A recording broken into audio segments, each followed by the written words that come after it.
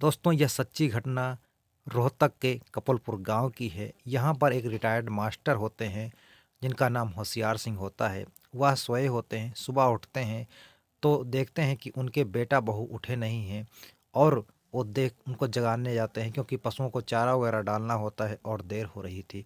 दिन चढ़ाया था। वो परेशान होते हैं और गुस्सा भी होते हैं। अपने बहू और बेटे को जगाने के लिए जाते हैं, आवाज़ लगाते हैं लेकिन कोई जवाब नहीं मिलता है।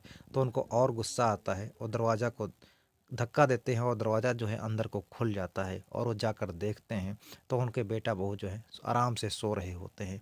उनको और गुस्सा आता है और उनको जो है हाथ झटक कर उठाने की कोशिश करते हैं, लेकिन जब उन कोई जवाब नहीं मिलता है तो वो दंग रह जाते हैं। और क्योंकि उनके जो है बेटा और बहू का कत्ल हो चुका था और ये अब वो ज़ोर ज़ोर से रोने लगते हैं। बात यही नहीं थमती है।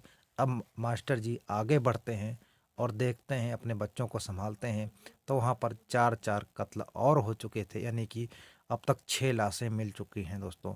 फिर बाग आगे बढ़ते हैं और देखते हैं जहाँ पर उनकी पत्नी भूरी देवी रहती थी उनका भी कत्ल हो चुका है। दोस्तों 7 7 लाशें मिल चुकी हैं। अभी मामला यहाँ थमता नहीं है।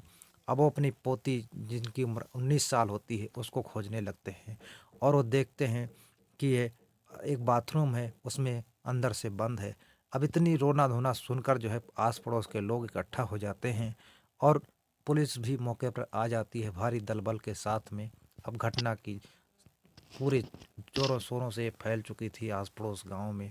बहुत लोग इकट्ठा हो जाते हैं और पुलिस जब मामले की जांच कर रही होती है तो बाथरूम का दरवाज़ा तोड़ा जाता है और देखा जाता है तो जो 19 साल की उनकी पोती होती है उसके मुंह से झाग निकल रहा होता है और उसको आनन फानन में अ, अस्पताल ले जाया जाता है। अब पुलिस जो है छत पे जाती है, वहाँ देखती है तो 2 इलेक्ट्रीशियन रहते थे, उनके भी जो है मुंह से झाग निकल रही होती है। उनको भी आनन फानन में अस्पताल भर्ती कराया जाता है। अब बात बड़ी हैरानी की हो जाती है कि अगर 7 7 हत्याएं हो चुकी हैं, इनका कत्ल, लोगों की कत्ल हो चुकी है, आखिर ये सब करने वाला कौन है। अब इधर जो है जो मास्टर जी के बेटे का यानी कि उस लड़की के जो मामा होते हैं वो आते हैं और पुलिस को बताते हैं कि जो हमारी भांजी है जिसका अभी इलाज चल रहा है और मेरी बहन जो है, इनका झगड़ा जो है हमारे इनके चाचा के साथ में अक्सर हुआ करता था। अब इतनी बात पर पुलिस जो है उनके कर्मवीर के खिलाफ में एफआईआर दर्ज करती है और जांच शुरू कर देती है। अगले दूसरे ही दिन मास्टर जी जो हैं, मास्टर होशियार सिंह जो हैं, वो जाते हैं थाने में और कहते हैं कि जैसा कि आपको बताया गया है, मुझे नहीं लगता है कि मेरा बेटा ये सब कर सकता है। मैं मानता हूँ कि मेरे बेटे का जो झगड़ा है हमारे बड़े बेटे के साथ में हुआ करता है, लेकिन हमारा बेटा जो है इतना निर्दयी नहीं है कि वो 7 7 कत्ल करके अपने परिवार को ही ख़त्म कर सकता है। मुझे तो कुछ गड़बड़ लगती है। अब पुलिस जो है मास्टर होशियार सिंह से पूछती है कि आखिर आपका किसी पे डाउट है या किसी पर शक है।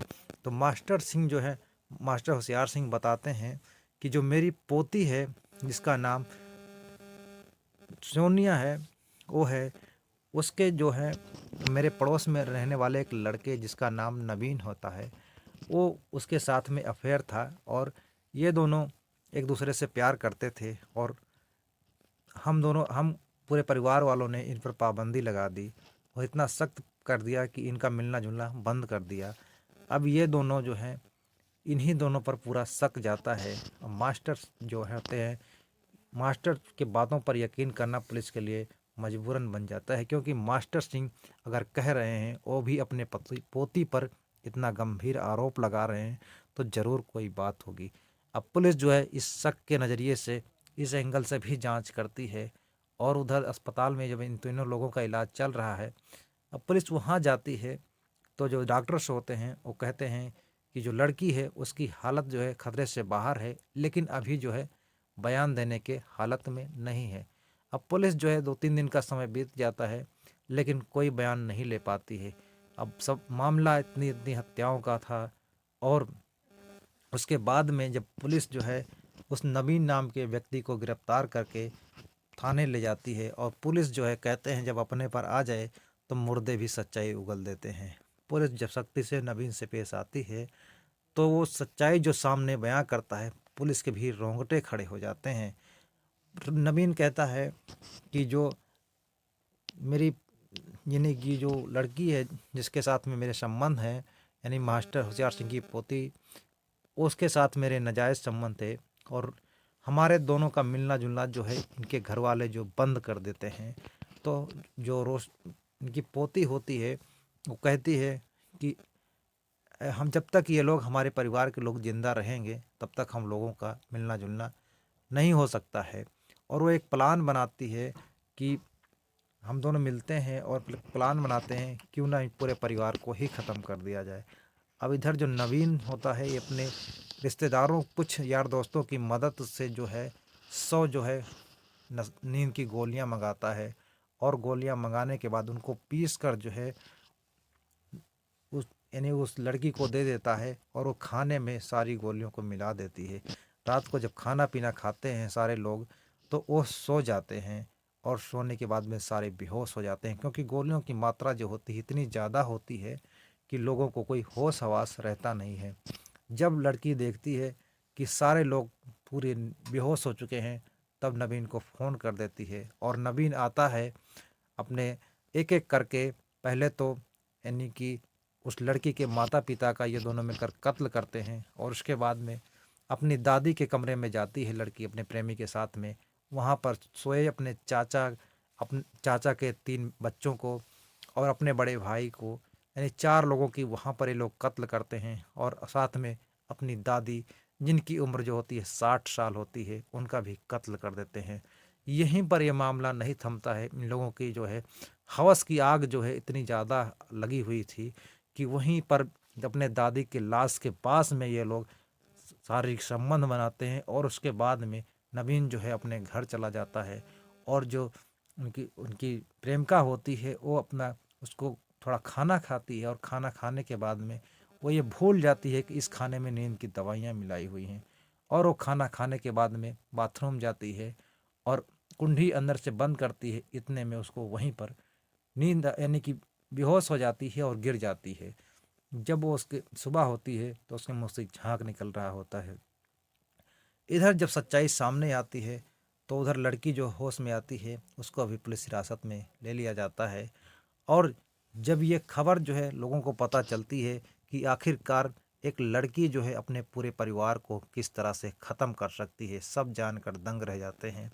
अब इन दोनों का जो केस है अदालत में पहुंचता है, तो अदालत जो है डिस्ट्रिक्ट कोर्ट जो है वो है इन दोनों को उम्र कैद की सज़ा सुनाती है। साथ में जो नींद की गोलियां जो जिससे खरीदी गई थी और जो खरीदने में मदद किया था उन दोनों को जो है उम्र कैद की सज़ा सुनाई जाती है।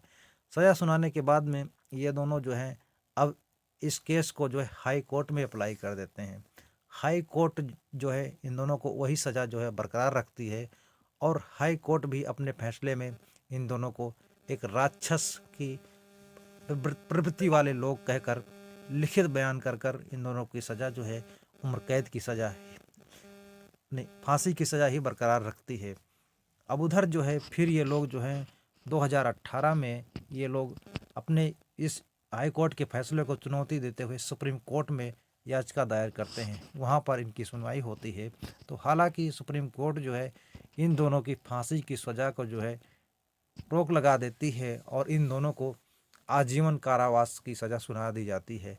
अब इधर जो है जो नशे की जो नींद की गोलियां बेचने में मदद किए थे और बेचे थे उन दोनों को है थोड़ा उन दोनों को पता नहीं था कि ये दोनों गोलियां किस लिए खरीद रहे हैं।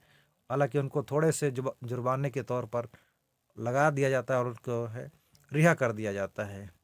लेकिन अब इस जो कहानी के माध्यम से जो सच्चाई सामने आती, घटना जो सामने आई लोगों के, तो लोग भी जानकर दंग रह गए कि आखिरकार अपने एक लड़की जो है अपने पूरे परिवार को साथ में अपने चाचा के दोनों चार तीनों बच्चों को इस तरह से कैसे ख़त्म कर सकती है, और इतने कोई गिरा हुआ कैसे हो सकता है कि उधर 7-7 लाशें जो हैं घर में पड़ी हुई हैं, और ये दोनों वहीं लाशों के बीच में शारीरिक संबंध बना रहे।